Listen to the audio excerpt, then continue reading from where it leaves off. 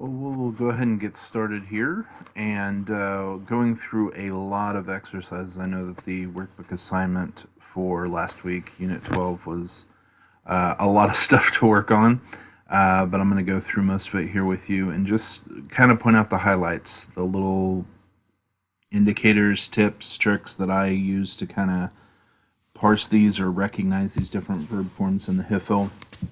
How to recognize the HIFL, what stands out about the HIFL, so that you can more quickly identify it. Frankly, I mean, as many tips as I share with you, a lot of these tips are just sort of what you develop over a lot of practice. So it's only by parsing several different forms that you start to recognize these tips. I can give them to you now, and it's just simple stuff like, when you've got the difference here between the perfect and the imperfect forms, the hey with the Herrick versus the hey with the Patak, you're going to get that from the paradigm. It's not hard to see, but those are the things that are going to stick out at you. A medial Herrick yod is going to jump out at you, so you're going to recognize pretty quickly that this is some sort of HIFL, and HIFL perfect because, for example, the Herrick yod here. Those hunches, those little intuitions, the things that help you recognize these forms quickly, work best when you know them from experience. So when you've gone through all the practice, knowing those little indicators now isn't going to hurt you at all, but it's only through practice that you develop a quick response, a quick intuition for what you're looking at. So that's why practice is so important. Just telling you that a hey Herrick is going to indicate a HIFL perfect, it's helpful, but you're not as quickly going to recognize it as you would if you have gone through 100 different HIFLs parsing them. So that's why the parsing sections here are important. Is it's going to help with what we call speed reading, or sorry, not speed reading. It's going to help with what we call sight reading, which is when you basically are reading through the Hebrew text and being able to translate it on the spot, so you don't have to sit and think about each word, but you almost immediately recognize the words in the forms, and you can translate from the Hebrew into English almost as if you're reading an English translation. That's what sight reading is. And so this practice of parsing is what's going to help you develop that speed as you're going through. So that said, let's go ahead and jump into here. And like I said, first thing I'll point out here is that all of the hey Herricks. So we've got number 1, number 6, number 10. These are all going to be HIFL perfects. You'll see that they've got the Herrick yod in here. Number 6 does not have the Herrick yod because this is the long form. That heavy ending forces this syllable to shorten, and so you don't get the Herrick yod here, but in the other forms, vocalic suffix here, open vocalic suffix, that's going to allow the Herrick yod to stand. The reason why you don't have it here is because the weight of the word is pulled forward, and so you need a short vowel here. You don't need to know all the rules for that. I'm just explaining why the Herrick yod has not remained in number 6. And then the same thing here for number 7. This one has this consonantal suffix. It's not vocalic, and so that forces this syllable, this cough here, to close the syllable. And this closed syllable, since it's unaccented, it wants a short vowel. All right, the others, one second here, the others here all have the patach. So if you've got a hey patach, this patach indicates that you're in the imperfect family, but if it's an actual imperfect conjugation, that hey is going to be replaced by something else. So here we're most likely dealing with an infinitive or an imperative, and since we've got the suffix here, that tells us that we've got the imperative. This is going to be a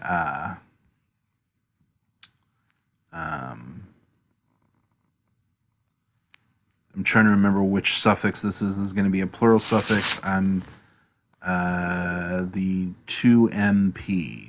So this is going to be a HIFL imperative to MP form. From the root shalach, shin, lamed, kaf.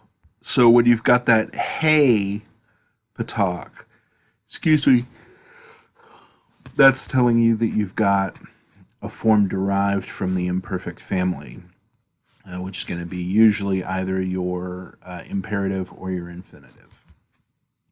So here we've got the aleph prefix with the patak. That tells us that this is either imperfect or cohortative. It doesn't have the comet's hey ending, so it's not cohortative. So this is just going to be the hifil imperfect 1CS. 1CS is indicated by the aleph. And what you'll start to see here is there is a whole lot about the parsing that is indicated by this first syllable.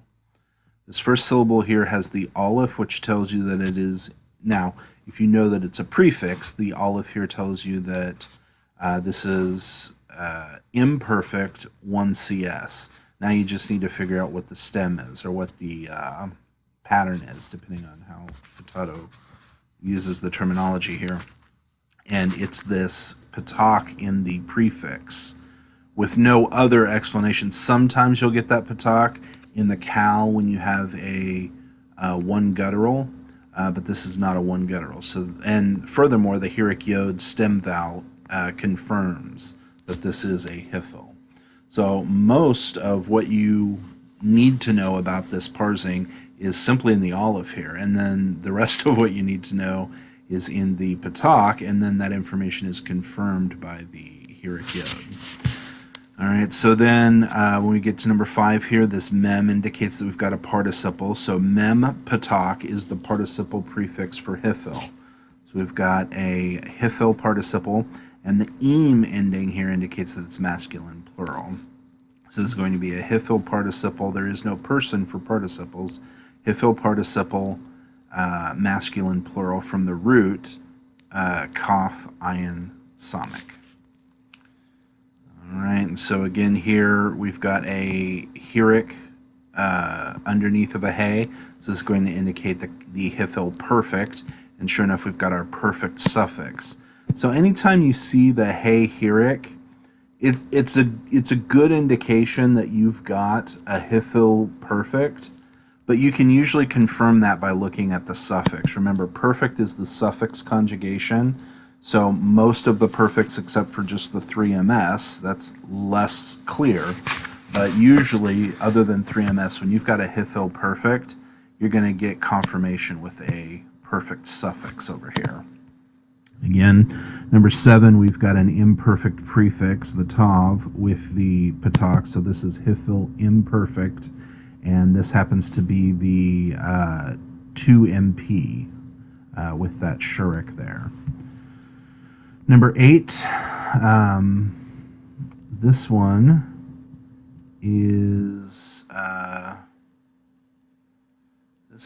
interesting because I'm used to seeing accentuation, and he doesn't have the accent marks here, but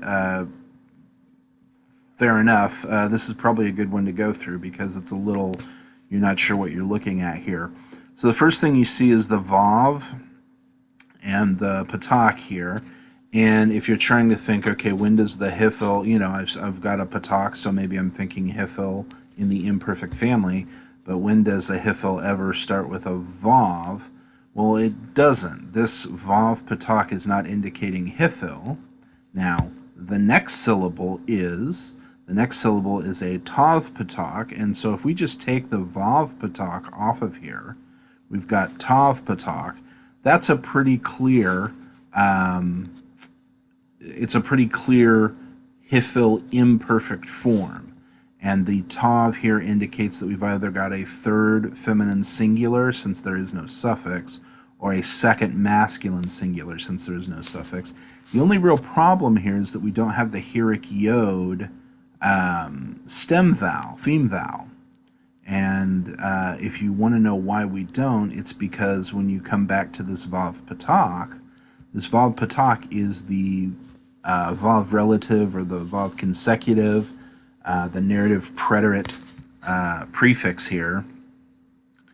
And whenever we add that on, what we've got here is not the imperfect form, but the jussive form. And so if we did not have a vav patak and we just had this form, this would be a hifil jussive. And since jussive is usually third person, we would say hifil jussive 3fs. I think that sometimes you can technically get a second person jussive. I'm not quite sure if I remember exactly how that works, but since this is a jussive form, and again, the reason why I know it's jussive instead of imperfect is we've got a sere here instead of a hirik yod under the ayin. That's really what determines it for me. Otherwise, if this were hirik yod, or I should say if this were imperfect, it would be hirik yod. But since this is with the vav relative or vav consecutive at the front, this is simply the vav consecutive form, vav relative form of the second we'll go with third person feminine singular here. So I would still suggest that you go ahead and I don't know what the best practice is. I guess follow Futato. I don't know whether he recommends you parsing this as hifil jussive or hifil imperfect with the vav relative. I guess whatever he says, do that. But this form that you're seeing is a jussive form. So if I were parsing it, I would probably parse it out as hifil jussive 3fs of kaf ayin samek, and then I would make a note that it's with the vav relative or the vav consecutive there. And then here again, number 9, we've got this mem patak prefix, so that tells me hifil participle. It's going to be 3fs because I've got this segel segel tav pattern here, and this is indicative of I think I said 3fs. There's no person when it comes to participle. This is just feminine singular, but that segel segel tav is indicative of a feminine singular. All right, and then finally number 10 here. Once again, we've got the hirik yod hey hirik prefix, which tells me hifil perfect. And now I'm going to try to confirm that by looking at the suffix, because if it's a perfect, hifil perfect, I should have a suffix for the suffix conjugation. And sure enough, I've got my T suffix here. Since T is a consonantal suffix, we do not get the hirik yod theme vowel here. That is shortened to a patak because the kaf now has to close this syllable instead of opening a vocalic suffix syllable. All right, so that's pretty straightforward there. Let's see what else we've got here on the assignment. All right, then we go to activity E, it looks like. So let's switch over there. Activity E. All right, these are the translations. So again, maybe I'll just do number 4 is the longest one, it looks like. Just to walk through a translation practice again. I'm sure we'll have more. I don't want to, it's hard to do these translations since you've got the answers right here, but we'll just kind of walk through. So again, when I am looking at a Hebrew translation, the first thing that I'm expecting is the main verb. A lot of times instead of a main verb, you'll have some sort of a time clause or something like that. Which is what we have here. But anytime you have something other than the main verb, there's something, I don't want to say unusual because it happens, but it's just not the standard format, and so you want to pay attention to it. But we'll take a look here at what we have. What we've got here is a word that I don't immediately recognize as a noun or a verb or an adjective or whatever. So I'm going to try to break it apart and see what could this be. Bait is often a preposition. The preposition in, at, when, on can mean a lot of different things. So if I take this off, I'm left with sate, Now, this you may not recognize. This is a pretty irregular form, but this comes from the verb nasa, and nasa is going to have an unusual form in the infinitive. In this form, basically the noon drops off and you get a tav added here. It's very similar to what happens to one-yod verbs. And so nasa is to rise, or not rise, it's to lift up or to raise. And so with this being an infinitive plus the bait preposition, this is likely a temporal clause. So when to lift is the basic idea, but we need more information to fill that out. So our next word here, hasar. I hope you recognize sar in your vocabulary as prince. He's got it as leader here. That's another. Leader might be better because when we think prince, we usually think the son of a king. That's not necessarily what it means. But a prince is a type of a leader. It's more than just a leader. It's an official leader. It's what you need to. So, like your official leader isn't specific enough. It's usually a governmental leader. So your pastor may be a leader, but he wouldn't necessarily be the SAR. I would hope he's not the SAR. SAR is more like, generally it's got a military connotation, but it's more government. It's national, that sort of a thing.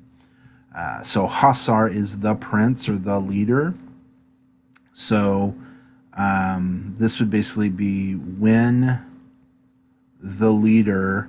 Now to get our tense here, lifted, lifts, will lift, does lift, we're going to want the main verb to kind of tell us how to translate this. So we'll kind of hold off. We've got placeholders here. So at, to lift, at, to raise. So when raise, when he raised, when the prince raised, when the prince will raise, does raise, is raising, while raising. There's all kinds of possibilities here. We want to keep those open until we get to our main verb to figure out more about the tense of the sentence here. Now I see a definite direct object marker, so this is probably the direct object of this infinitive. And so mato, this is from the word mate, which is staff, and then this o suffix here tells me that it is his staff. That's a 3ms suffix of possession. So when to raise, the prince, his staff, so something about the leader, the prince, raising his staff. Al is the preposition for on top of, above, on. So when he raises it on his head, doesn't make a lot of sense. On top of his head, above is our best translation of al here. And I just, I saw a head over here, but yeah, Rosho, this is Resh, or sorry, this is Rosh is the noun, and then the 3ms over here indicates that it's his. So when you've got raising it in relationship to his head, it's probably above his head rather than raising it on top of his head or on his head. Now we've got our main verb here. Here we've got, now again, if you're just looking at this, you may think, well, how do I know this is a verb? First of all, whenever you've got a word beginning with a vav, which is I shouldn't say almost all, I mean, it's almost always. You've got a word beginning with a vav, it's almost always some sort of a conjunction. But you have to figure out what is the function of this conjunction. When you've got a vav patak, and especially when you've got a vav patak with a dagesh following it, this is almost always going to be indicating a vav relative or a vav consecutive. So, if we take off the vav patak and the dagesh that comes with it, we're left with a yod comets, and then we've got kum, which we do recognize as a verb, and we've got our suffix here. So this is going to be a cal imperfect 3MP of cum. So this is going to be basically cum is the verb for to get up, to come, to arise. The way that we translate this as a plural would be they arose. So we've got an imperfect tense or a adjussive form here with the vav consecutive. This is used for past time. So when you've got the vav relative with an imperfect or adjussive, that indicates past time. So now we can go back here and apply that past time to our infinitive. So this would now be when the leader raised, past tense, his staff above his head, that's when they arose. Now we're going to see if we've got an explicit subject or if we're just going to stick with they arose. So we don't have a definite direct object marker, so that makes me think that what follows may not be my direct object, it may be my subject. So kol ha anashim, kol ha anashim, so all the men, again, they raised all the men. All the men doesn't sound like a good object for they raised. So this is probably our subject.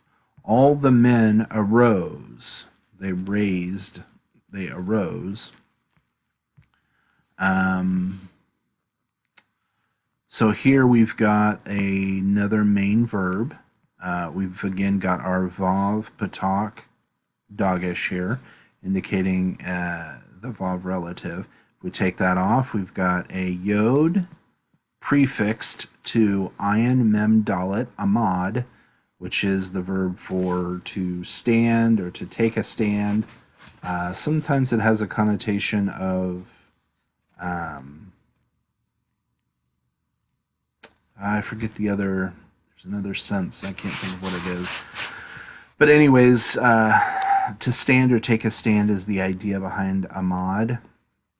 So the yod prefix and the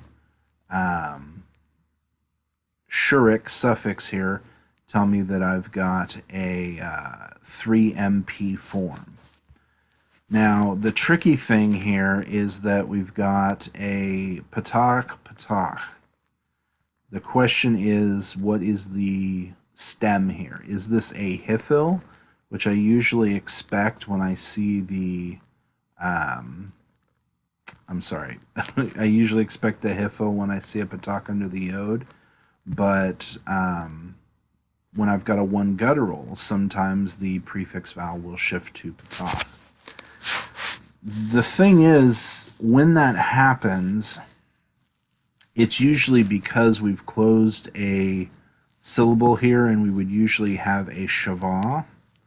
Well, that's not quite what's going on here. We don't have a shavah. We've got a full vowel. We've got a patak here.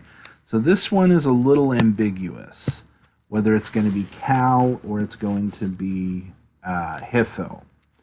Now, one thing we can do to sort of get closer to figuring this out is we can apply how would we translate it differently if it were cal or if it were hifil, and which makes more sense in the context. So amad is not one of those verbs that has a standard meaning in the hifil. It has a cal meaning, and that meaning is for amad, 3ms, the cal perfect is he stood. So I don't need to, I can sort of apply the causative force to the hifil translation. So that would be cause to stand. So this would then be, and they caused to stand. Well, now if I'm causing to stand, I'm going to expect an object, a direct object. I'm causing something to stand. But that's not what I have. I have lifanav, and this really, I mean, this basically it means before him, in his presence. It's literally to a face of him, but it really means in his presence or before him. So this isn't an object for this verb. So hifil doesn't make a whole lot of sense here. This would be cal, even though I've got that patach. Now, this is where it's helpful to know some of the other diagnostics, because we would have expected a sere here if this were the jussive of the hifil. Again, the sere theme vowel is sort of a secondary diagnostic. It's not going to be your primary thing you're looking for because it's less consistent than the hifil patach prefix in the imperfect and jussive forms. But that's why it's helpful to know a few different diagnostics for each of the stems, because when one isn't enough to distinguish for you, knowing that sere would be our... And actually here, because we've got a... Well, no.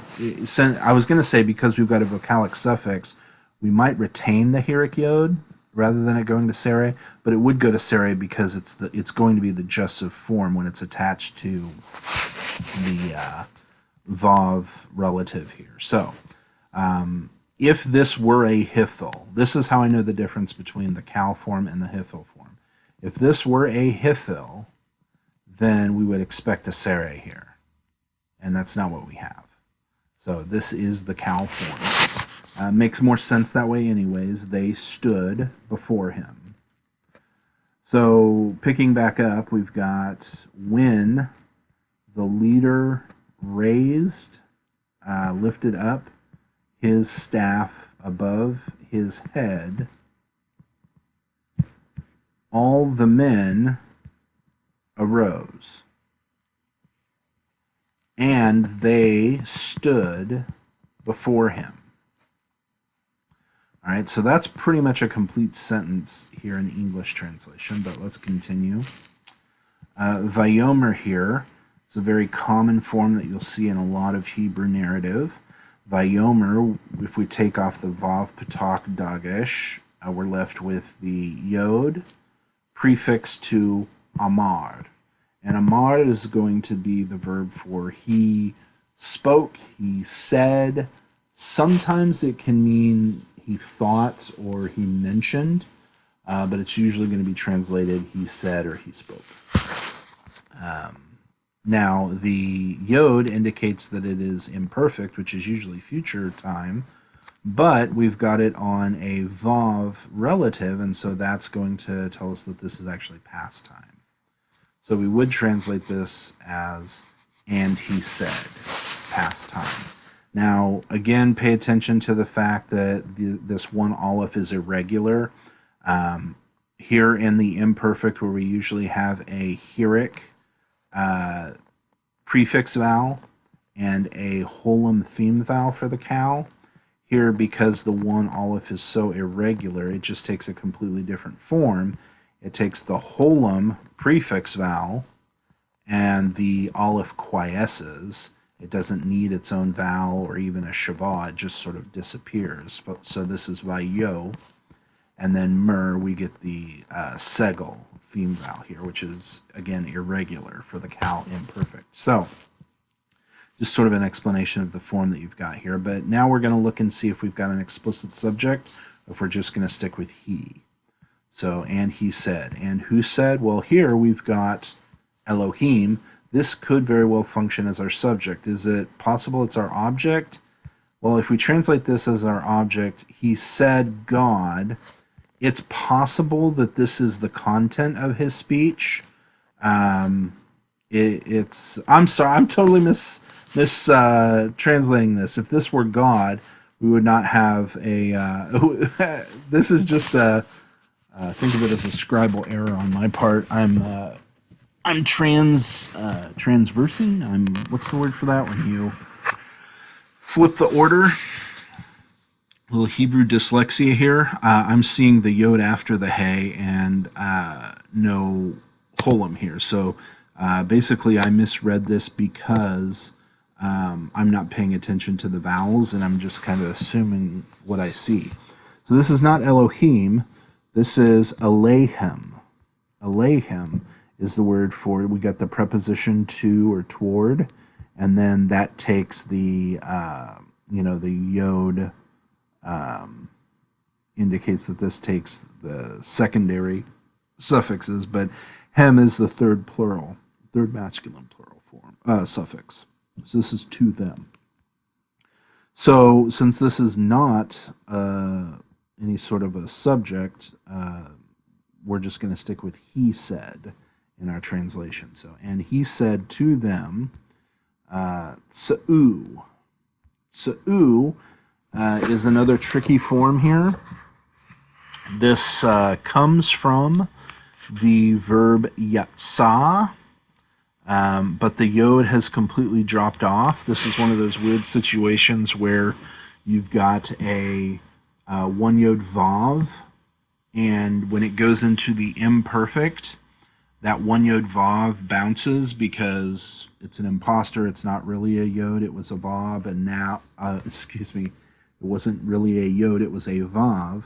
And once you get some prefix coming in here for the imperfect, it's going to drop out.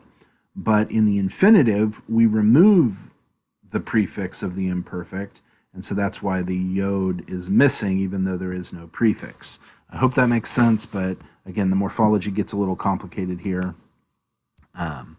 But we see with the suffix here that this isn't actually the infinitive form. This is going to be an imperative form, and the suffix here is going to indicate second person masculine. So this is a 2MP imperative. Now, is this Cal, Hifil, and can't remember if you've had which stems you've had. You've not had Nifal yet, but I think you've had all the others. Yeah. So is this Cal, Hifil, Hofal? Have you had Hofal? You haven't had Hofal. You get those here. So you've had Cal, you've had Nifal. Nope. You've had Cal, you've had PL, and you've had Hifil. Okay. What about Hipil? That one's next. Okay. So of the Cal, the Hifil, and the PL, and again, ordinarily, you wouldn't have to worry about this, but since we're learning new stems, I just want to walk through the different options, okay? Well, if this were PL, we would have some doggish going on here. We'd have a different vowel situation. If this were Hifil, remember Hifil imperatives and Hifil imperfects still have that, imperatives and infinitives still have that Hifil prefix, that hey prefix. So this is neither PL nor Hifil, this is Cal. And since Yatsa means to go out or to go forth, this command is basically you all. Go out or go forth. Now I'm going to expect, just with this type of verb, I'm going to expect the next word to give me sort of a direction or a location. Go forth where? So the next one, when I see a word that begins with lamed and I'm expecting a direction or a location, I'm going to go ahead and assume that this is probably the lamed preposition.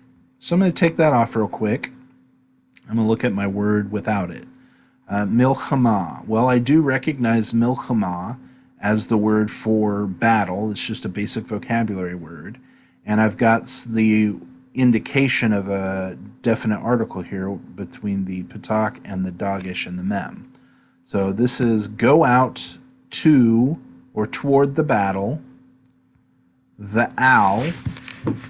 Now, the owl is a little bit tricky. Usually when we see the Aleph Lamed, we're thinking the preposition el, but this patak here is very important. Al, you'll remember, is one of our negative particles. We've got lo and we've got al. And al is used to negate certain, basically certain command. It's used in certain commands, certain negative commands, what we call prohibitions.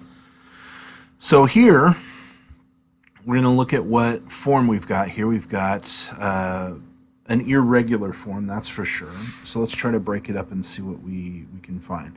The al has already indicated to us that we've probably got some sort of jussive or imperfect over here, because that's what the al negates.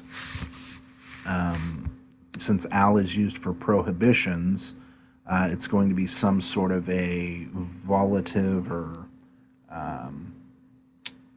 that's probably the best way to put it, some sort of volative form. So those are going to be jussive, cohortative, and imperatives.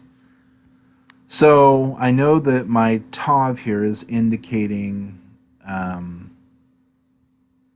third person feminine singular, or second person masculine singular, or it's indicating third person feminine plural, or second person masculine plural. Those are the different things that the tav can indicate.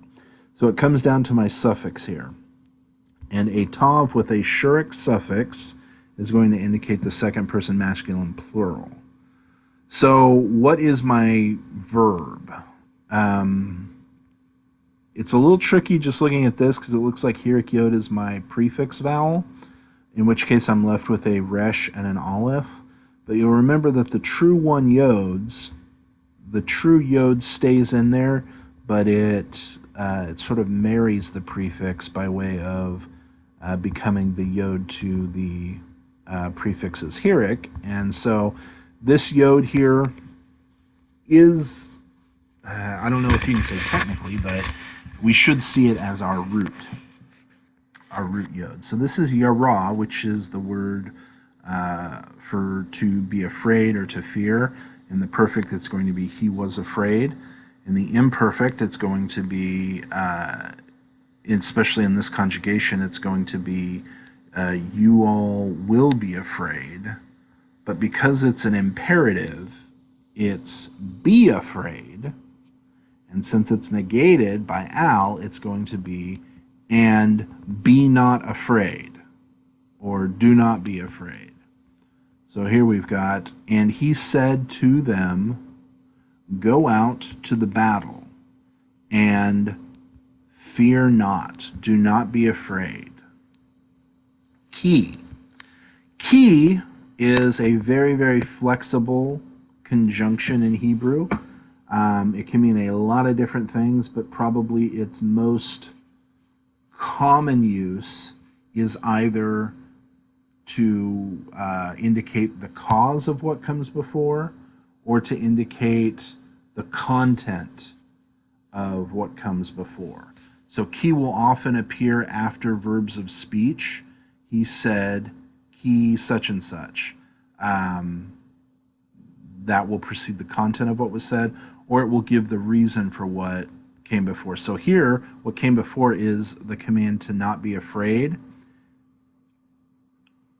Since it's not speech, I wouldn't expect this to be content of speech, but it could very likely serve as a reason why they should not be afraid. So when I come across ki, I like to kind of just pause on it, leave it alone for a little bit, figure out what comes after, and that will help me understand how I should interpret ki.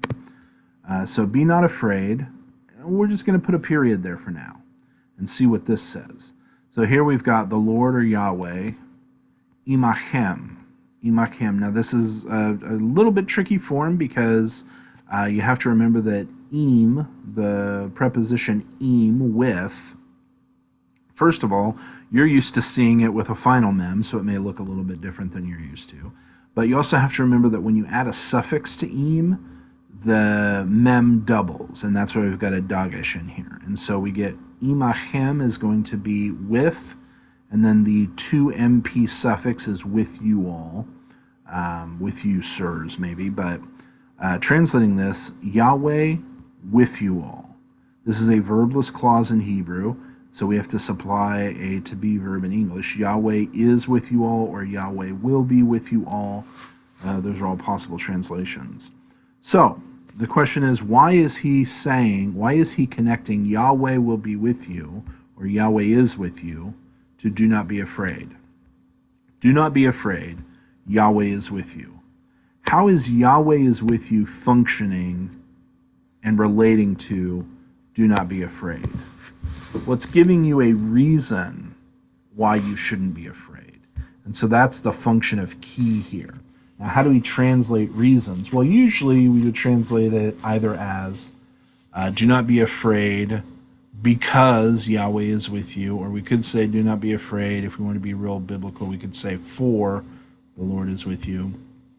But basically, key is giving a reason for what comes before. Reason is sort of the larger category to which cause belongs.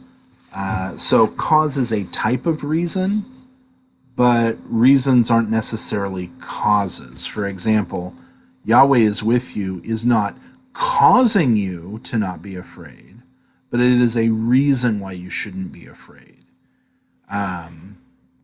If we had a cause is a type of reason, but reason is a broader category. Not every reason is a cause, but every cause is a reason. So those are just sort of semantic, well, not semantic, those are syntactical categories that you would deal more with in second year Hebrew.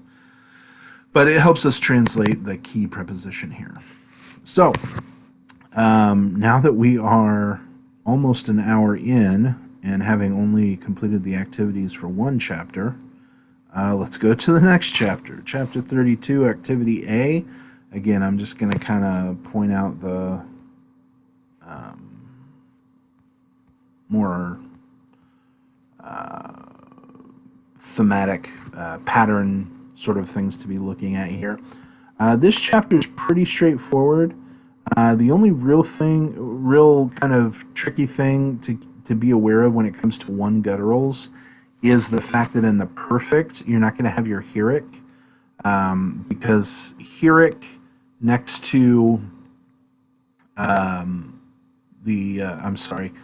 when you've got the first root letter that's going to kind of close your prefix syllable here, we put a shavah there. But again, one gutturals usually don't take a simple shavah. They usually take a complex shavah, which is what we've got here. And since there is no complex shavah that incorporates a heroic, we use the hatef segel, because segel and heroic are sort of related letters, related vowels. They're in sort of a similar family. And so because we've got the hatef segel here, now we have to put the corresponding short vowel in. So all that to say, the only real strange thing that you're going to notice with one gutturals in the hifil is that in the perfect, you don't have your hey heroic, you have a hey segel instead. All right, and then once we get into the one noons, there's nothing really tricky here. It's pretty much what you would expect. In the perfect, you've got your hey heroic prefix. Of course, you're used to a one noon, the noon assimilating into R2, so that's normal. You usually will have your heroic, your yod theme vowel, unless you've got a consonantal suffix. So in the perfect, that's going to shift back to a patach. When you get to the imperfect, you're going to see that a lot more consistently. But again, when you get to the consonantal suffix, the na, that's going to shift back to the shavah here. So everything else, but those are normal. You would expect those. So nothing really tricky here with the one noon. It's pretty much what you would expect. It's just that one noon will assimilate, so be aware of that. All right, so we're looking at activity A.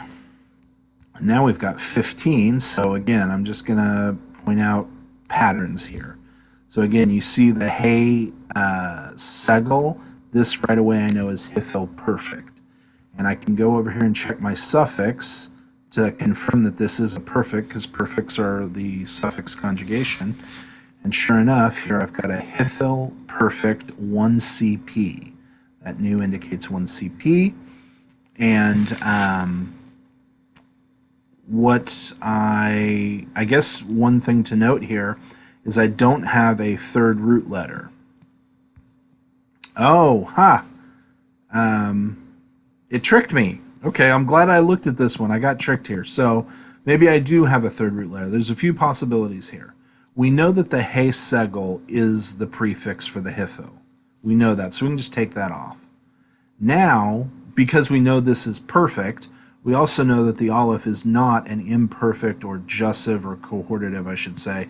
The aleph is not an imperfect family prefix. It's part of the root. We know that. All right, now the mem is going to be our second root letter.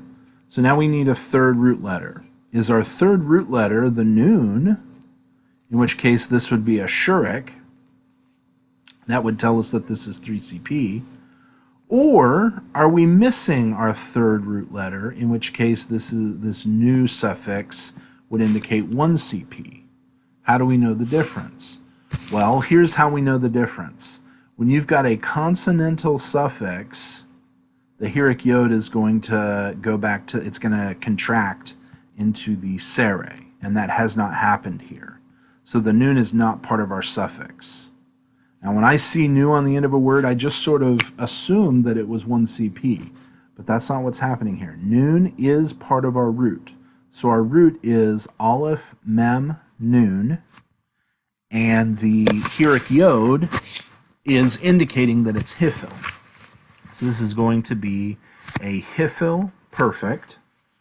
It's going to be 3MP, or I should say 3CP, because in the perfect, there's no distinction between 3MP and 3FP. And our root is going to be aleph, mem, nun. Excuse me. So that's one of those things that you got to watch out for that can be a little bit tricky, but there you go. I'm glad we went through that one. As we go through here, you know, we've got an aleph with a patak, so that's telling me this is in the imperfect family, but it is hifil because of the patak. Our nun has assimilated into the bait.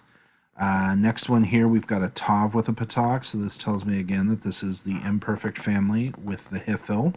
Again, I see a dagesh here, so that indicates to me that we've got nagad is our root, a nun, gimel, dalet, hirik yod is an indication of the hifil. Next one here, we've got hagid.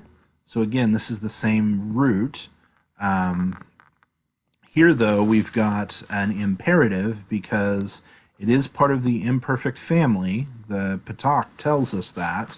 If this was part of the perfect family, it would be a segel. So we know we're in the imperfect family. It's some form built on the imperfect.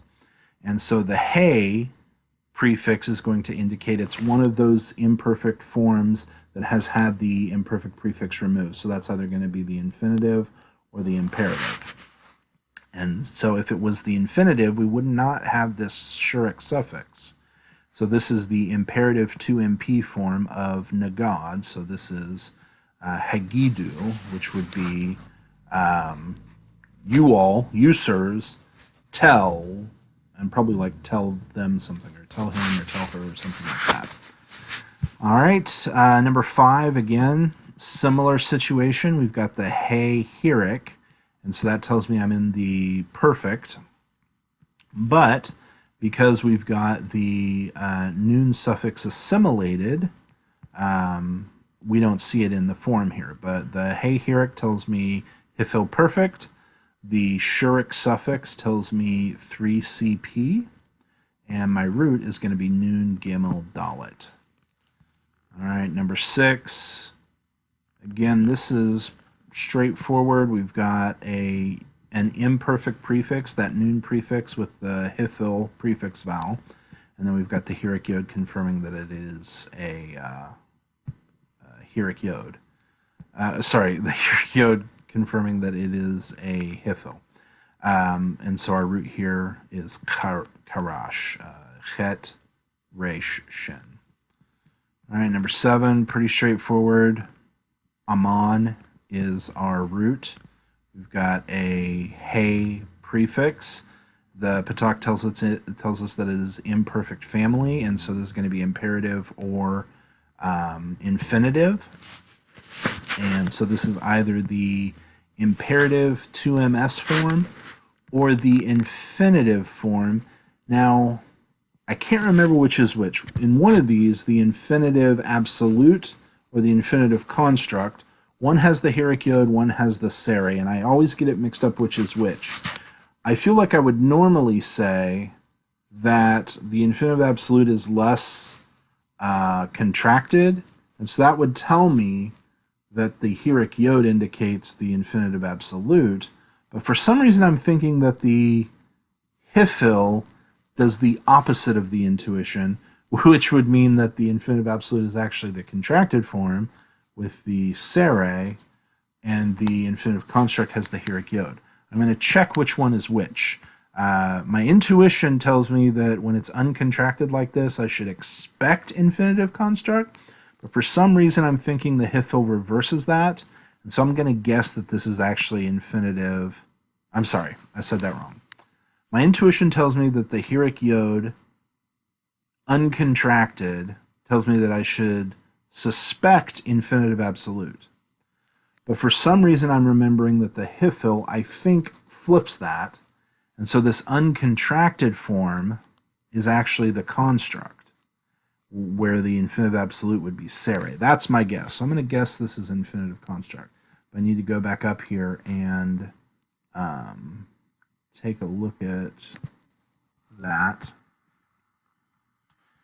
Yeah, infinitive absolute does contract, and the infinitive construct stays with the heroic yod. So again, this is counterintuitive to me. I'm not sure why the hifil does it this way, but to me, there seems to be a theme with the infinitive absolute that it tends to be the less contracted form, whereas the construct is more contracted usually. That's the opposite in the hifil. The sere is the contracted version of a heroic yod. Anyways, going back to our list, we were at, here we are. So again, I'll breeze through the rest of these. Cal perfect, you've got this segel here, pretty straightforward.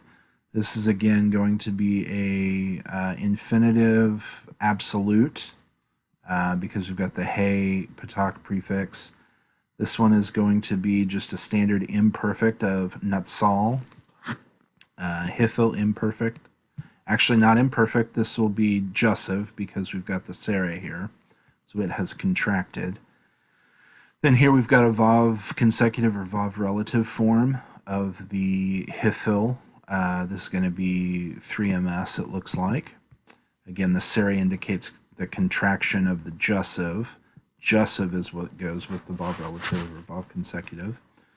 And then number 12, here we've got a perfect, a hifil perfect, because we've got a perfect suffix right here. So that's pretty straightforward. This is nabat. The original one noon has assimilated into the bait. Here I see a mem patak. That tells me that I've probably got a hifil participle. And sure enough, the heroic yod confirms that this is a hifil. I have no suffix, so this is masculine singular. And then number 14 here, I've got a yod patak on 3 other consonants, so this is almost certainly my hifil, or sorry, this is almost certainly my imperfect prefix, and the patak indicates hifil imperfect 3ms. However, the heroic yod contracting to a sere tells me that this is probably the jussive form. And then finally, number 15, again, we have the mem patak, which tells me hifil participle. Here I do have a suffix. It's a masculine plural suffix. And again, this is nabat.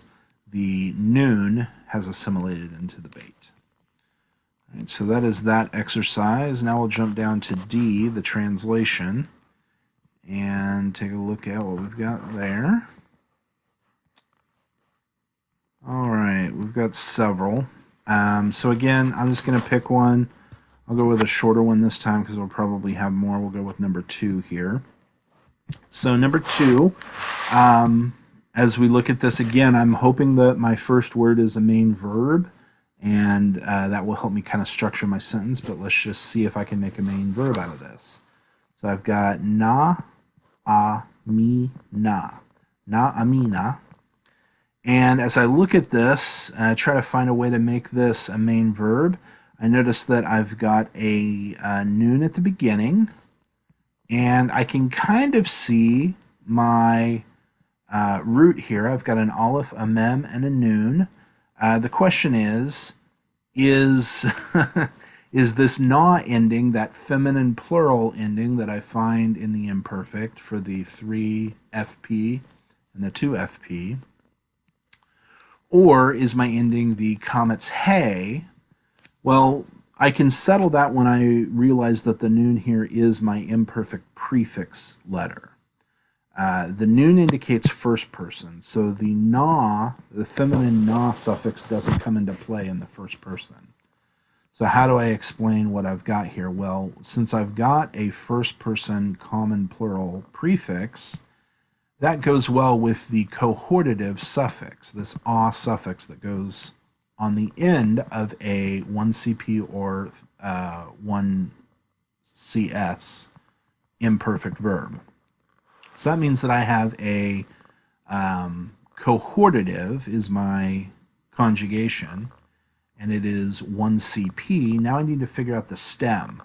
Well, both the prefix vowel, which is patak, although it is a little bit tricky because sometimes in the imperfect I will get a patak even in a cow.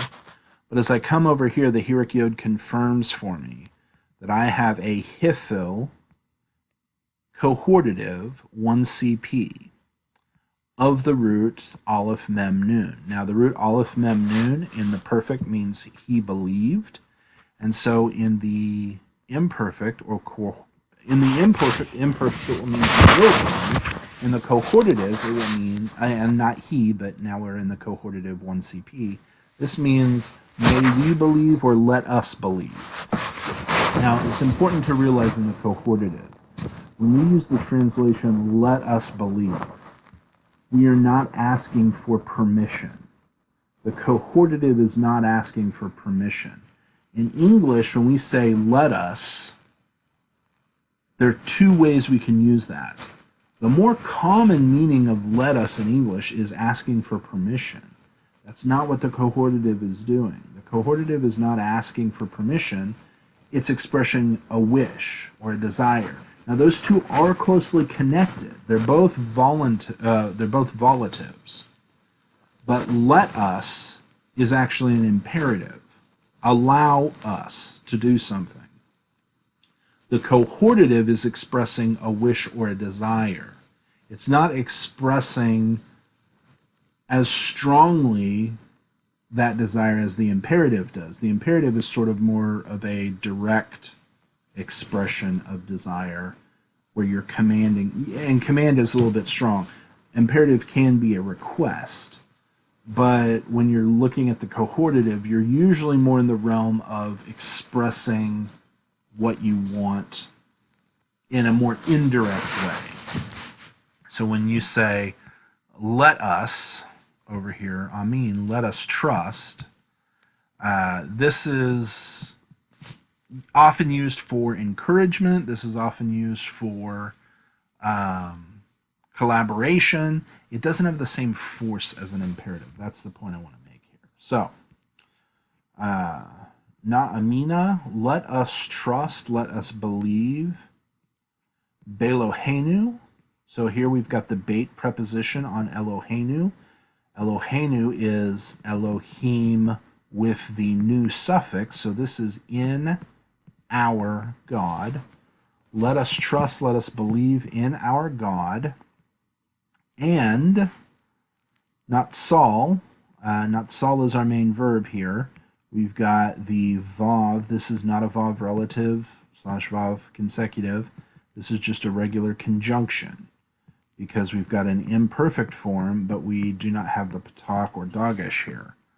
So this vav is basically just a regular conjunction. And again, on conjunctions, it's most helpful to just wait until you have more of the translation down before you just go ahead and decide how you're going to translate that.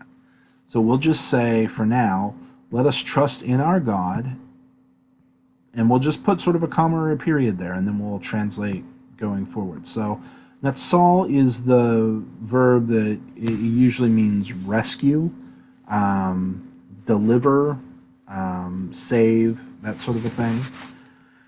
So here with the Yod Patak, we've got an indication that this is the hifil stem. All right, so we've got the hifil stem, and then here we've got. Now this is interesting because we've got a jussive form. The heric yod has contracted to a sere here, but it's a jussive that is not on a vav relative. The vav relative demands the jussive, but here with the regular conjunction we don't need a jussive. So there's probably some significance to the fact that we're using the jussive here. The imperfect would mean he will save us. The jussive is more volative than he will save us. It's more expressing desire than fact. So we will trust in, or let us trust in our God. Let us believe in our God. And then again, we're pausing on the conjunction here to figure out what the rest of this means.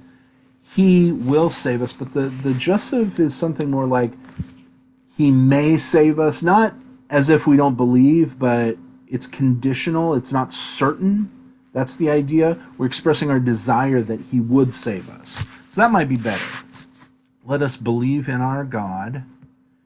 He would save us. He may save us, might save us. Again, that's not expressing doubt. It's just putting it in the realm of its desire. It's not fact, it's desire. Our desire is that he save us. So maybe the better way to translate this, to keep it neutral, is just let us trust in our God. He save us. You know, it's obviously incomplete, but we're still translating. He save us, and then we've got, I'm sorry, right here it's just save. Otanu is us. This is the definite direct object marker with the 1CP suffix, so this is basically our direct object, save us. Mikol is min, from, plus kol, all, and kol here is in construct, so this is from, all, of. Here we've got oivenu. Now, not oivenu, yeah, it might be oivenu. It's weird because this is going to be a vocal shava because it's preceded by a long vowel, and silent is short. So this is a vocal shava. So this is going to be oyevenu, oyevenu. Now, I know that the word here is oyev, and I hope you've had that as a vocabulary. I can't imagine it being here if you didn't, but oyev is enemy. And so oyevenu is going to be our enemies. Remember that yod indicates that it's plural. He save us from all of our enemies. So let's just stop there and see if we can figure out how to translate this vav now. Because vav can mean and, or it can mean but, or it can mean so, or it can mean, it can mean a lot of different things. So how are we going to translate it here? It can also sort of indicate intention or purpose, less so than maybe like an infinitive would, but that's also a possibility. So let us trust in, let us believe in our God, and he would save us, and he might save us, and he may save us, may he save us. That might be another way to translate it. Let us trust in our God, may he save us from all our enemies. Futato translates it as, let us trust in our God so that he will save us from all our enemies. Again, so that indicates intention. So that is the reason why we trust in our God. Why do we why should we trust in our God? The intention of trusting in our God is so that it will result in him saving us. So this is indicating the reason or the expected result of trusting in our God. All right, and then the last line here, we've got, again, another vav conjunction on a verb. But here, because it's perfect, it's possible that this is a Vav relative, because remember, in the perfect, the Vav relative and the Vav conjunction look the same. So, ve avadnu oto le'olam. So, if we break this up, just take off the Vav for now. Avadnu, this is the Cal perfect 1CP form of avad, which is avad is in the perfect is he served. So in the 1CP, it's going to be we served. And we served. Oto, again, this is the definite direct object marker with the 3ms suffix. So oto is and we served him forever. But that obviously doesn't sound quite right. Let us trust in our God. And may he save us from all our enemies, and we have served him forever. This is probably a Vav relative, and we will, sort of as a result of him saving us from all our enemies, then we will serve him forever. So that one's done, that translation. Let's go to chapter 33 and just check in here. Oh, goodness gracious. My mic has been muted the whole time. Oh, boy. Oh, boy. Well, thankfully, I have been recording this with my own screencast recorder. So I've got, I'm pretty sure, let me just check and make sure that the, well, I don't have levels here right now, but I'm almost certain that I've got mic on mine. So let me go ahead and unmute that. I gotta move this thing out of the way. Hey Jeff, how's it going, man? Thanks for letting me know that I'm unmuted. I didn't see this until about 40 minutes later, it looks like. So thankfully, I have been recording this with a separate screen recorder. No problem. I will upload that recording. So the recording that'll go into conferences will be muted for most of this. But I'm gonna post probably as an announcement this version that I'm recording that should have the audio. So it's always something. If I don't unmute the mic, then I didn't share the screen or something like that. So I'm gonna pick up where I left off because I do have the mic open on my recording. But I'll go ahead and continue this where I left off. So here we're going to activity A for chapter 33. Let me pull that up. And thank goodness I have a second recording, because that would be like an hour and 23 minutes of wasted time here. Where am I at? A. All right, A on 33, that's it. Okay, so like we did for the others, I'm just going to kind of point out the highlights here. Move this off to the side. The things to be aware of. So again, you'll remember that when we get into the... we can sometimes get a conflict between the perfect conjugation for the hifil and the non-imperfect conjugations that are built from the perfect family.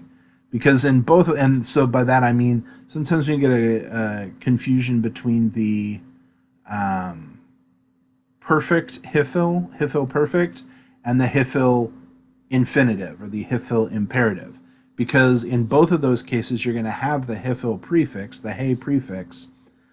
It's just that in the imperfect family, so the infinitive or the imperative, the imperfect prefix consonant, so the yod, the tav, the aleph, the nun, whatever, has been removed. And so in both cases, in the hifil infinitive and the hifil imperative, as well as in the hifil perfect, you're going to have a hey prefix. And so let me just quickly go up here and kind of walk you through how to kind of keep them separate here. So we've got the the Hiffil perfect over here. In the Hiffil perfect versus the Hiffil, here we've got imperative, and here we've got the infinitives. The difference is going to be in the standard Hiffil perfect, you've got the heroic letter. You've got hey on all of these. But in the standard perfect, the strong perfect, you've got a heroic as your consonant for the perfect. You've got the patach as your, I said consonant, I mean vowel. You've got the patach as your prefix vowel, or your, I guess it's technically a prefix. You've got patach in the imperative, and down here in the infinitive, you've got the patach as well. When you go into the one yod, you lose even that vowel distinction. So in the one yod perfect, you've got the hey, Sarah yod. You come down here to the one yod imperative, you've got the hey, Sarah yod. So you've now lost that distinguishing prefix marker between the perfect and the imperative, or the infinitive, sorry. So it's going to be a little bit trickier on these. These are going to look a lot more similar. Now, on the 2MS, you get a little bit of a break for the imperative because you don't have the, you can tell the difference between an imperative 2MS in the Hiffil, one yod, and a perfect 3MS. You can tell the difference there because the perfect 3MS is going to have the heroic yod, whereas in the imperfect, or in the imperative 2MS, it's contracted to a segel. But that heroic yod comes back out in these other forms. Now, it is helpful because these other forms where the heroic yod comes back out, these have suffixes that you're not going to see in the perfect. Kind of, I guess. Never mind. This one here could be the 3M or the 3CP. So here the 2MP imperative, heitivu, looks identical to the 3CP of the perfect, heitivu. So all that to say, you're gonna have a lot of forms for the one yod that look similar between the perfect and these imperatives and infinitives. So that's just something to be aware of. So as we go through the practice here, we've got one of these heitiv. Okay, so how do I know whether the heitiv here, how do I know whether this is a Hiffil perfect 3MS, or it is a Hiffil imperative 2MS? Well, I know it's not the imperative 2MS because the imperative 2MS goes with the sere here. But this is what the infinitive construct 2MS would look, or not 2MS, but the Hiffil infinitive construct. So this one, I believe, has two different parsings. Now, I'm just going to double check that here. We're on 33. Yeah. So here we've got Hiffil. It could be perfect 3MS or it could be infinitive construct. Obviously, it's not infinitive construct 3MS because the infinitives don't have person, gender, number. But it's either Hiffil perfect 3MS or Hiffil construct. You'll see that there are a few of these that could go either way. So that's just something you have to watch out for. When it's in a parsing like this, there's not really a way to tell. But hopefully when you're seeing this in translations, you'll be able to pick up from context which is which. But that's just something to just be aware of, that you no longer have that distinctive prefix vowel to tell the difference between the perfect conjugation in the Hiffil and the imperative slash infinitive in the Hiffil. All right, continuing on. Here, I know that we've got a Hiffil one yod because this one here is going, I should say one yod vav. This one here, Hoshiv, rather. This one is the the original one yod vav has gone back to the vav. And so what you do notice, though, is when you get these, sorry, let me go back to, here we go. See, he did not do a great job of explaining this in the chapter. Let me see where he explains the one yod vav.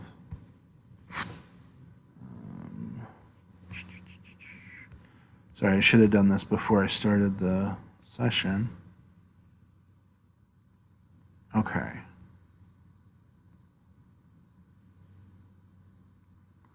It's interesting that he says it should be have sheav and yav sheav. I'm not sure why he says it should be have sheav. I would think it should be hiv sheav in the perfect, because it's hiktil. I don't know why the perfect wouldn't be hiv sheav, but anyways. So again, even in the one yod vavs, you're going to have trouble distinguishing between them. So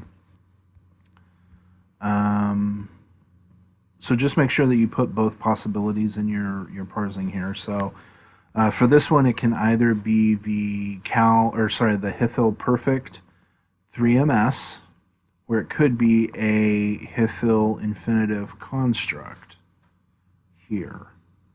It's not going to be a Hifil imperative 2ms, because that one would have the sere.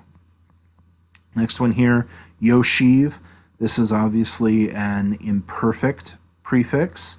So this is cal imperfect, or sorry, this is hif. I'm so used to saying cal imperfect.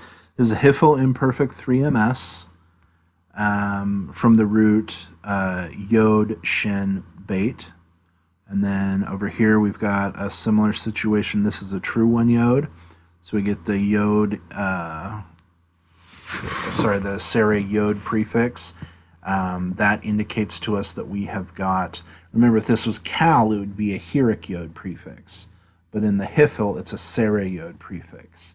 And the hirik yod indicates that as well. So we've got a Hifil imperfect 3ms from yod tet bait. And then here we've got the Hifil participle, molidim. This is going to be masculine plural. Over here we've got a perfect. You can definitely tell that by the perfect suffix. So horad tem is going to be from yarad. Number 7, here we've got an imperfect, a Hifil imperfect. So Hifil is indicated by the sere yod prefix as well as the hirik yod theme vowel. And then we've got the shurik suffix. So this is going to be a 2mp. 2mp is indicated by the tav and the shurik suffix. 2mp, so Hifil imperfect 2mp of yatav, yod tet bait. And then number 8 here, we've got a vav relative or vav consecutive. The vav patak dagish attached to what is obviously an imperfect 1cp prefix. So vanoshev is going to be the Hifil imperfect 1cp with a vav relative of yod shin bait yasham. All right, number 9. Here we've got a cow. Sorry, so used to saying cow. Here we've got a Hifil imperative 2ms. This is a Hifil imperative 2ms because we're missing the imperfect prefix letter, but we've got the sere here. And this sere theme vowel is not going to occur in the perfect conjugation. When it's not a hirik yod, it's going to be a patak in the perfect. So the sere tells us that this is the imperative form. 2ms because there is no suffix. And then number 10 here, we've got hoshivi. This one is going to be, as far as you are in the grammar, it has to be the Hifil imperative 2fs. But I wonder what this would look like if it was a Hifil perfect 3ms with a 1cs suffix, which you guys will learn about. Is it next? Yeah, next lesson you'll learn about that. So my guess is there's probably some other sort of contraction that would take place here, but anyways, for this lesson, this has to be the Hifil imperative 2fs of Yeshav, Yod, Shin, Beit. All right, let's see here. Our next activity would be activity E on chapter 33. Pull that up. Activity E. All right, again, long translation, so we'll just do the first one here. So first one starts easy. I immediately recognize Yerad. Yerad is it's not regular, but since it's a Cal perfect, it doesn't get irregular here. So Yerad, this is, I think Yerad is he went down, yeah. So he went down, Hanavi, the prophet went down. He came down. Either way is fine. The prophet went down, came down from Hahar. Hahar is the mountain. All right, now we've got our next sentence here. Vayored. Again, we've got Yerad, but this is the, excuse me, this is the imperfect. So this is a Vav relative, Vav consecutive with the jussive form. And so this is going to, usually jussive imperfect would give us future tense, but this is going to be past tense because of the Vav relative. So, and he went down. So the prophet came down from the mountain. Oh, this is Hifil. So because this is Hifil, he caused to go down the people with him. So he caused the people to go down with him. Well, what's another way of saying he caused to go down? Is he brought down. So when you have Yerad in the Hifil, that's going to be, instead of come down, go down, it's going to be bring down. And so the prophet went down from the mountain, and he brought down the people with him, and Vayelahu.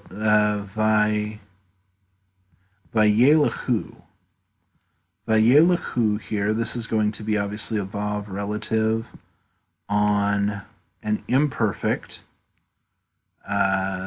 This is from halach. Remember, halach behaves like a one yod, and so the one yod Vav has bounced out, which in this case is the hay. The hay has disappeared, and the remaining yod is actually the prefix yod. And here we've got a sere prefix. If this was a sere yod prefix, then we would think that we've got a Hifil here, but this is not a sere yod, this is just a sere. So this is a Cal imperfect. The yod shurek indicates that we've got a 3C, or sorry, 3MS, or 3MP. So this is a Cal perfect 3MP from halach. So this would be, and they went. They went to Ha'ir. They went to the city. It could be into the city. They went to the city. Lashevet. Okay? Lashevet. Now, when I look at Lashevet, a few things stick out at me. First of all, I see a segel tav pattern. That segel tav pattern occurs in one yod infinitive constructs, and it also occurs sometimes in the participles, the feminine singular participles. But but I have no indication that this is a feminine singular participle, because if it was, lamed would be part of the. Well, I suppose it might be possible, but this is an infinitive construct because the lamed commits here indicates sort of like purpose or intention or result. And so this is from, I said this was an infinitive construct of a one yod. So the one yod would be the yod, yashav. So here we've got yashav means to live. Here we've got they went to the city, or they went into the city to live. Sham is there, to live there. So we've got the prophet came down from the mountain, and he, because this is Hithil, caused to come down, he brought down the people with him. This is one of the ambiguities with Hebrew. Like if this were in Greek, this would be placed and conjugated a little bit differently so that you would know whether or not is with him modifying he brought down with him the people, or does it modify the people with him? So he brought down the people who were with him.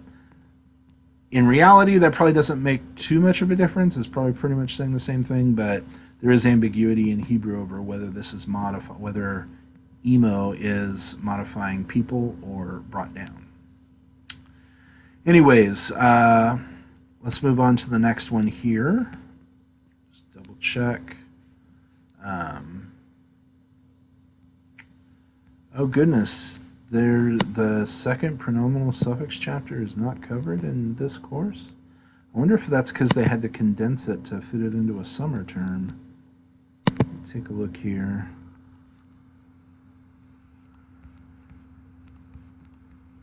All right. Up. How about that? I wonder if it was it covered earlier?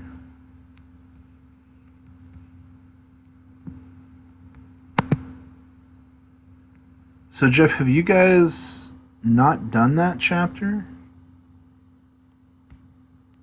It would be strange because it's kind of an important chapter.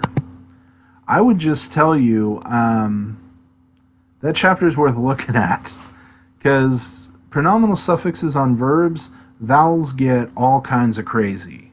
And yeah, I would just look through that chapter if you're not being tested over it, because it's going to help you understand better how the vowels work. It may be taken out because it can be a lot of information. So again, don't stress about it when you're reading it, but it's good information to view. This chapter 35, lesson 35. This is good information because when you put a suffix on a verb, it affects the vowel pointing of that verb. So you can see that right here. The verb shalach, he sent. When you add a suffix, you now have to redistribute the vowels to make up for the fact that the accent has been pulled toward the end. So you can't have an unaccented open syllable way back here, propretonic. So this has to reduce, and now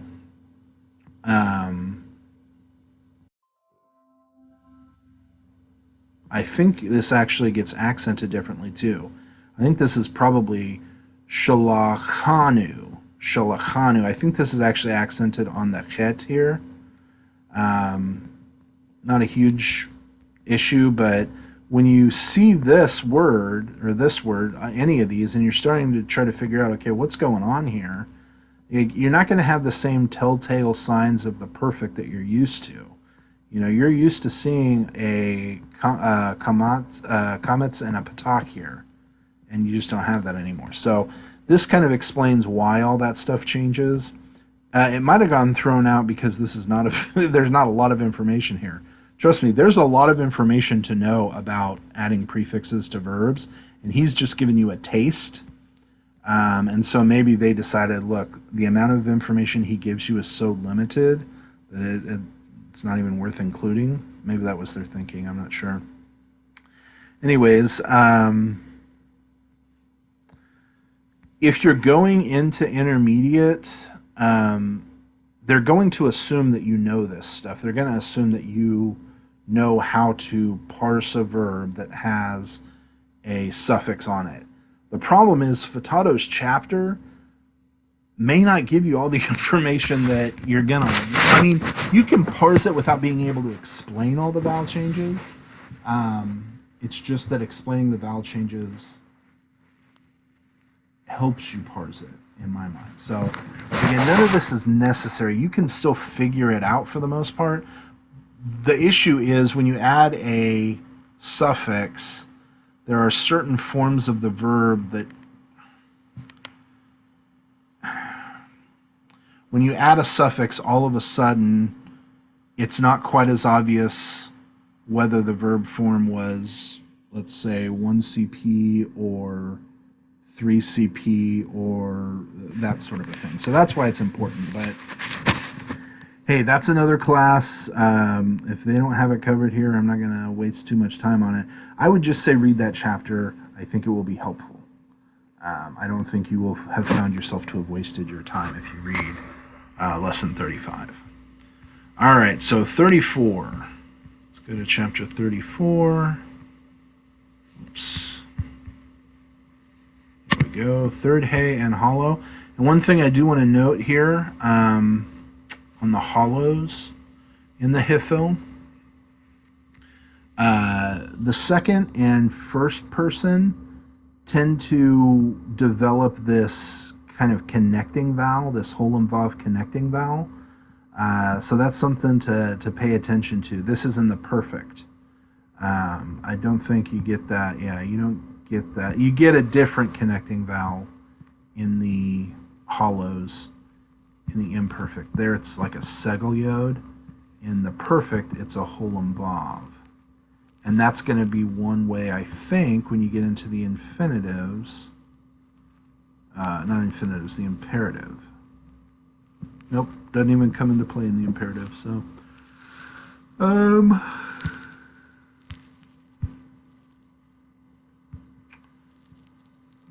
let's see here. That is one thing to pay attention to. The hollow Hifil. In the perfect, it's hey sere. In the imperative, it's hey kametz. And in the infinitive, it's hey kametz. So you will have a distinction in the vowel there. That's good. Hey sere is the prefix in the perfect. And then once you add your suffixes, it reduces to the hataf patak. You don't run into that in the others, so it shouldn't be a problem. All right, so starting with the practice here, A. Again, you've got a hey heric. That's a dead giveaway that you've got a Hifil perfect. And so your suffix confirms that, as does your heric yod theme vowel. This one here, we've got a reduced vowel in the hey syllable. The only time this is going to be a little bit tricky is there is a prefix. I don't know if you've had this yet or not. It's one of those things that, depending on the grammar, it gets put in a lot of different places in different grammars. But the interrogative particle, the hey, hatef patak, the interrogative particle that often gets added to verbs, this is one place where it can kind of get a little bit confused. Is this the interrogative particle or is this the hey? So here, kim, this tells me it's Hifil because kim comes from kum, and the only time that you're going to have kum go to a heric yod is in the Hifil. The Hifil overrides the natural vowel that you would usually see in these hollow verbs. So, because I know this is Hifil, this has to indicate Hifil. So this is a Hifil perfect. Again, it's got the holum vav connecting vowel before the perfect suffix here. Here we've got a perfect,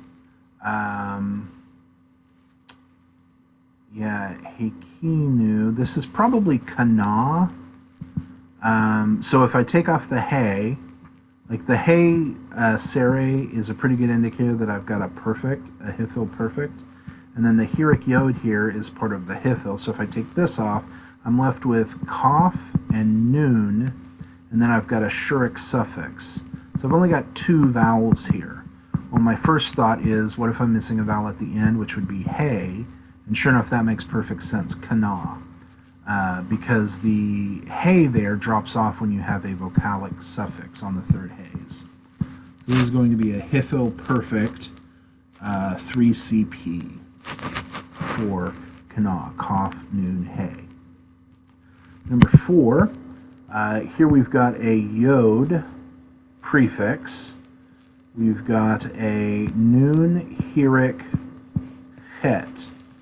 Now this yod prefix has a kametz vowel. That tells me this is probably hollow because, I didn't think through whether or not this would be, on number 3 here, the possibility is that I've got a hollow verb with like a shurik. I do still think this is kana. But if I had like kun as a hollow verb, I think that the Hifil prefix on a perfect would probably be, well, wouldn't that still be?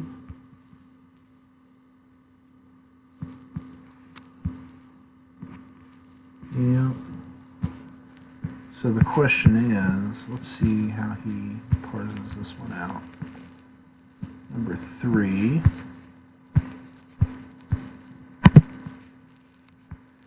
Hifil perfect 3CP of kun. That's interesting. I wonder why it's different. How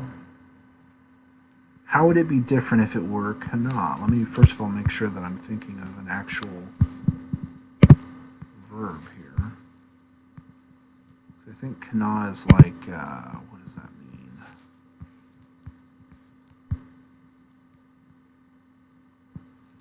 It's not listed in here. Let me see if BDAG, not BDAG, Howlet lists it.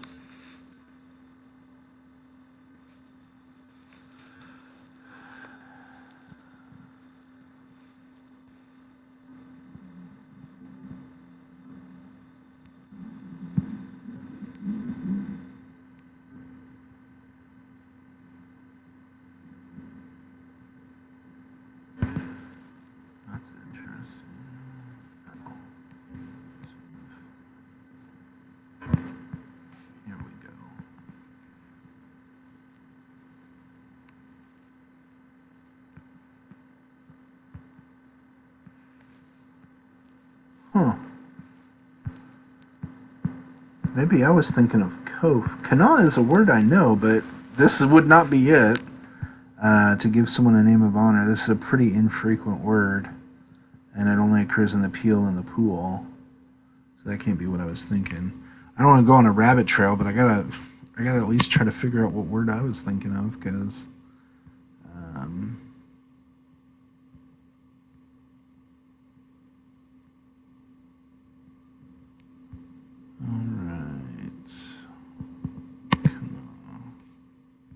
that's it. Acquire or buy. This is the word I was thinking of, so it's totally different. Cough. But it does make me wonder if kana were a verb, if it would look any different. And since it's not a verb, I mean it is, isn't it? Anyways, I won't journey too far down the rabbit hole there. Rabbit hole or rabbit trail? Rabbit trail. All right, back to work.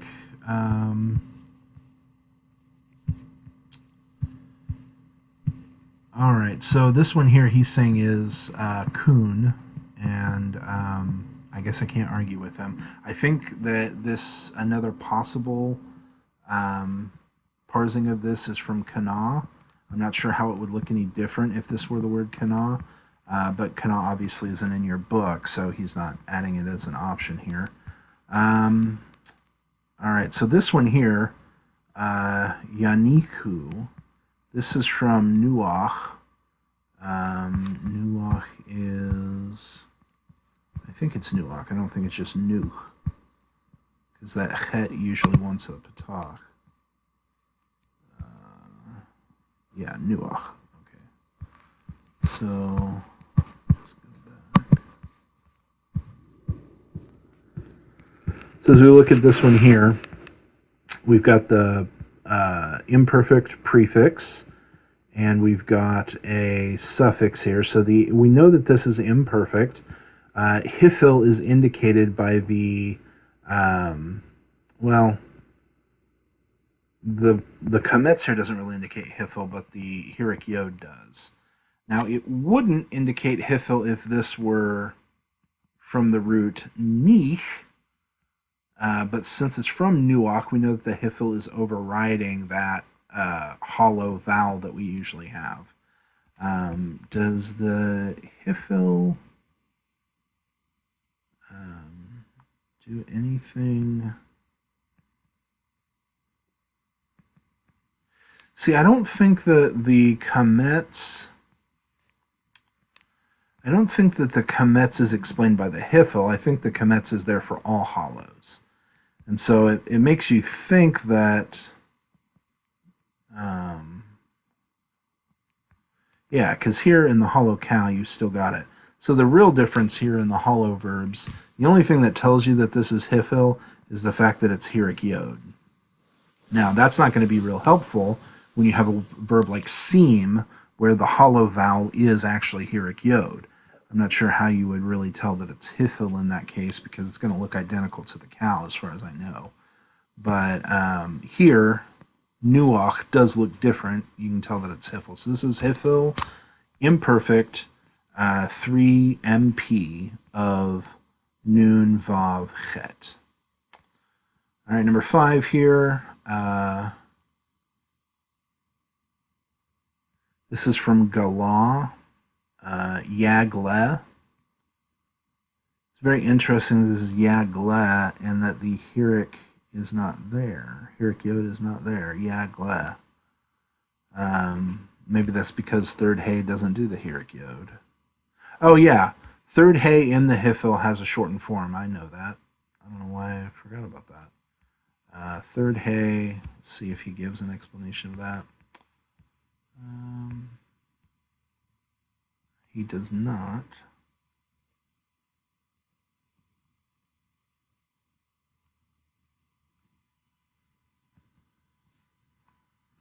And he doesn't compare it to other hifils. But yeah, the closest you get is the segel yod, it looks like there. So you're not going to see your standard hirik yod theme vowel in the third hay verbs for the hifil. So we've got hifil imperfect 3ms of gimel lamed hay. This next one here, we've got, and I'll just tell you right now that this is an infinitive construct, because third hay infinitive constructs have the holem vav tav ending. And so this is an infinitive construct. It is, and that's indicated it's hifil because it's got the patach here. So we've got a hifil infinitive construct. There is no person, gender, or number for infinitives, but it is from Gimel Lamed He Galah. And then number 7 here, we've got Mekim. This is another indication of a hifil participle. No suffix here, so it's going to be masculine singular, but hifil participle masculine singular from Kof Shurik Mem. And then we've got another hifil participle prefix. So this one is from the third hay, gala, gimel lamed hay. And we do have a suffix here for masculine plural. So we've got a hifil participle, and it's going to be masculine plural from gimel lamed hay. And then number 9 here, again, we've got this kun hollow verb, and the hay comets at the beginning. This is going to indicate that it is a imperative or infinitive construct, and actually my guess is that the imperative may actually have this as a sere. So let's go back up at the hollow imperative. Hifl hollow imperatives, yep, have a sere. So that is going to be the infinitive and probably the infinitive absolutes also have the sere, right? Yep. So that's just going to be an infinitive construct. Hifil infinitive construct, no person, gender, or number. The root is kaf shurik nun. And then number 10 here, hagle. Again, I know from the sere hay. Sere hay is how third hay infinitive absolutes end. So I know this is an infinitive absolute without looking at anything else, but I can go through the same process. Here I've got a hay patak that tells me that this is from the imperfect family, though the imperfect prefix consonant has been removed. So this has to be imperative or infinitive. It is not infinitive because the infinitive, well, I guess it could be infinitive absolute now that I think about it. The infinitive absolute, oh, I told you that already. What? I already told you it's infinitive absolute. It could be imperative to ms? That's the question. And I think it could be. Question. Oh, sorry, Siri activated there. Yeah, I think it could be. Let's go back and check. The imperative of the third hays. All right, third hay, hifl imperative. Yep. So that one could be either. Let me make sure he lists either in his answers here. Perfect. All right, well, there you go. All right, so the last thing that we have now is the translation exercises for 34. I'm assuming we have that. Check the list here. Oh, never mind. All right, we've got to do B and E and F. Oh, boy. Well, let's look at B. B. Okay, the only difference here is that these are doubly weak. So let's just look at what the second weakness is. Here, this one is third hay, but it is also one noon. So that's the double weakness there. This is going to be hifil perfect from Nakah and 3ms. Here we've got a third hay and a one yod, so yada. I'm pretty sure that's what this is. But now I'm trying to think if yada, why does that look weird to me? I don't know. But I think that's what this is this is going to be a hifil, hifil perfect 3ms from yod dalet hay. Now here we've got a third hay and a one noon. This is Nakah again. So this is going to be a hifil imperfect 3ms. Here we've got a third hay and a one yod vav. So this is going to be hifil imperfect 3ms from yada again. Same thing here. We've just got the participle form. So this is a hifil participle masculine singular. Down here we've got another hifil participle, but it is also a 1 noon and a third hey. That's the double weakness. So this is from Nakah. Hifil participle, masculine singular. Here we've got a third hey, I can tell because the ot ending here. This is an infinitive construct. So hifil infinitive construct for, there's no person, gender, or number, but the root is going to be noon, kaf, hey. And then number 8 here, hodot. Again, we've got another third hey, infinitive construct. That's what the ot tells me. So hifil infinitive construct of a 1 yod vav. So this is going to be yod dalet hey is the root. And then again, we've got yod dalet hey, hodeh. So this is either hifil infinitive absolute from yada, or this is hifil imperative 2ms of yada. Both forms will look the same. And then finally, we've got third hey plus 1 noon.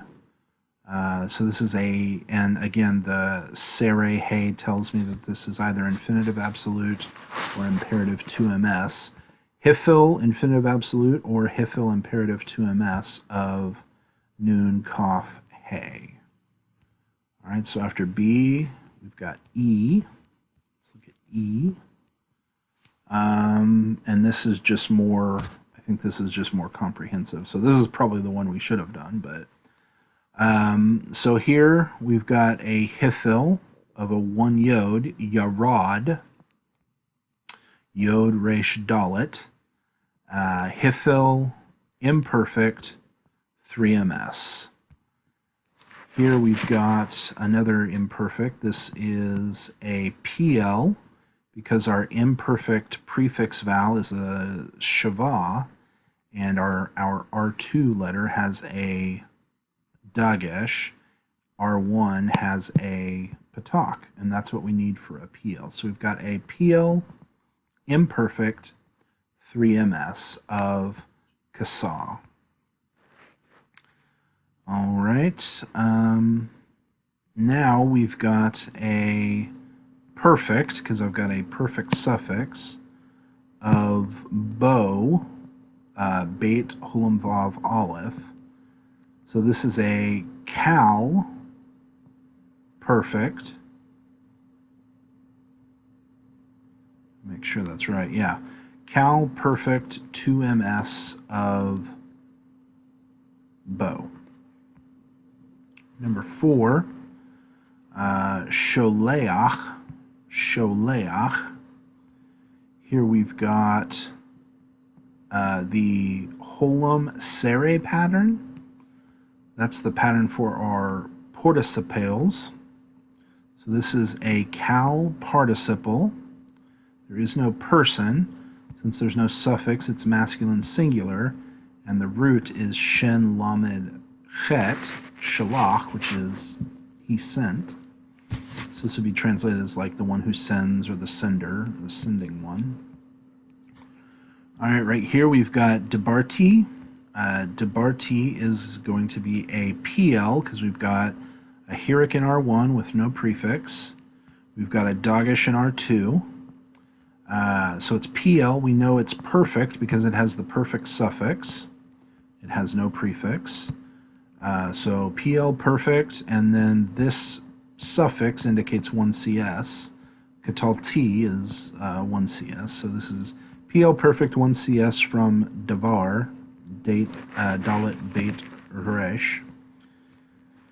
Number 6 here, we've got, trying to think of the best way to walk you through this. I guess it's pretty readable. Yeah, a few options here, but I'll just tell you what I think the parsing is. I think that we've got, it could be there's actually a lot of possibilities here, I think, but I'm not sure how many of them actually occur in the Hebrew Bible. So we'll just start with where we're at. So first thing I notice is the yod hirik prefix. Now, to be fair, There's actually a yod heric tav. That is a prefix for the hitpael, but we've not had that yet, so I'm going to disregard it. Where was I here? Oh, yeah, here. So it's not that one. So this tav is not part of the prefix. So we've got a yod heric prefix. That tells me already that I've got a cal imperfect, because cal is indicated by the heric prefix vowel. So I've got a cal imperfect. Now I have to figure out, since I've got an imperfect, do I have a suffix? Is shurik my suffix, or is it somehow part of the root? Well, a shurik on the end is certainly part of the suffix. The problem is shurik my suffix, or is noon my suffix? Well, that all comes down to what's in this dagesh, and whether the noon is part of the root or obviously part of the suffix. So what word would give us basically a tav here? Anytime you are left with basically a tav as your root, you've almost certainly got the word natan, which is incredibly weak. So the question is, do we have natan where the R1 noon has assimilated into the tav, but the R2 noon has not or the R3 noon rather, the final noon has not assimilated, so we've just got a shurik, which would make this basically a 3MP conjugation, or is nu the suffix, in which case both the news have assimilated. There's a couple reasons why nu is not your suffix. First of all, the nu suffix only occurs on the 1CP, and the 1CP has a noon prefix, which we don't have here. Secondly, if this were a noon suffix, the noon of the root would assimilate into that noon suffix, not into the tav. And so if this were the 1CP, not only would we have a noon here, but we'd have a dagesh in this noon as well. So we'd have a dagesh in the tav and a dagesh in the noon. That means that this has to be a cal imperfect 3MP of natan. All right, number 7. Number 7, we've got talake. Talake is the cal imperfect of the 1 yod, which is actually a 1 yod vav, yeled, or not yeled, yalad. Yeled is the noun. Yalad, which means to beget or to give birth. It is a cal imperfect. The tav without a suffix indicates that it is either 3fs or 2ms, 3fs or 2ms, and you have to go with both because you don't have any context. So cal imperfect 3fs or 2ms of yalad.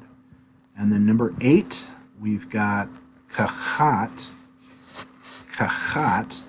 I'll be honest with you, this doesn't even look like a verb. This just looks like a noun. Looks like a segulate noun. And there's a reason why it looks like a segulate noun. In Hebrew, infinitives are used to communicate the same thing that gerunds communicate in English. If you don't know what a gerund is basically like, if I give you the sentence, reading is fun. Reading is fun. Reading is a noun in that sentence, but it's a verbal noun. Now, infinitives are verbal nouns. We have 2 types of verbal nouns in English. We have infinitives and we have gerunds. Gerunds are properly verbal nouns. Infinitives are verbal noun phrases because an infinitive in English has the word to, so it's a noun phrase rather than just a noun. But it functions as a noun. So there's a relationship here between segolets, which are nouns, and infinitive constructs, which are verbal nouns. There's a reason why they look like segolets, because what happens is in a one yod, which this is behaving like, this is sort of a foster one yod, it's an adopted one yod, but in a one yod, you drop the first root letter and you smack a tav on the end, and then you give it a segolet sort of pattern. Now this is comets, but the reason why it's comets instead of segel, I should say patak, it's not comets. The reason why it's patak and not segel is because of this chet here. This chet as a guttural prefers A-class vowels to E-class vowels. When you realize what's going on here, you realize that you've got the verb lakach, which behaves like a one yod. Lakach behaves like a one yod. So the lamed has dropped off, a tav has been added, and you've got patak. So you have got a kal infinitive construct, no person, gender, or number, of lakach. And that is it. All right, now we've got to pick one of these translations. So let's go through the quickest one, which looks like it's going to be number 1. All right, so number 1, we've got heniach. Heniach, the thing that I notice here is, again, I'm hoping that this is a main verb.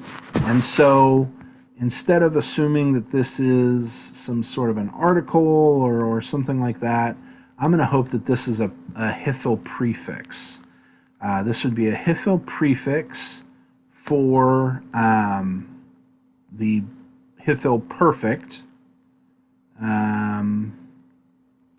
Make sure that makes sense.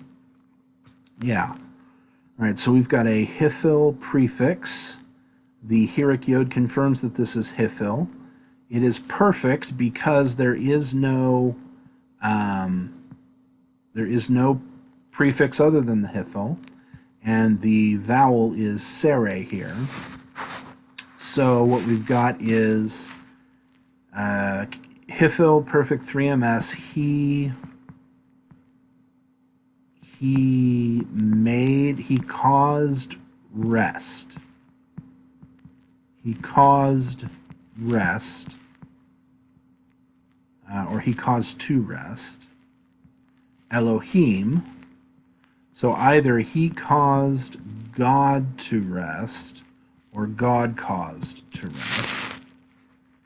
Now we have lanu. Lanu is the lamed preposition with the 1CP suffix. So this is either he caused God to rest for us, or God caused rest for us. The one that makes more sense is God, and this is actually our God, Eloheinu. Our God caused us to rest. Mikol, from all of, Oyevenu, all of our enemies. So God caused us to rest from all our enemies. And so we got a new sentence now. Vayoshev here is vav relative plus the 1 yod vav yashav. This is a kal. This is not a hifil. If this were a hifil, we would have, is it a hifil? I was going to say if it were a hifil, we would have the hirik yod, but this is the jussive form, and the jussive form would not have the hirik yod. So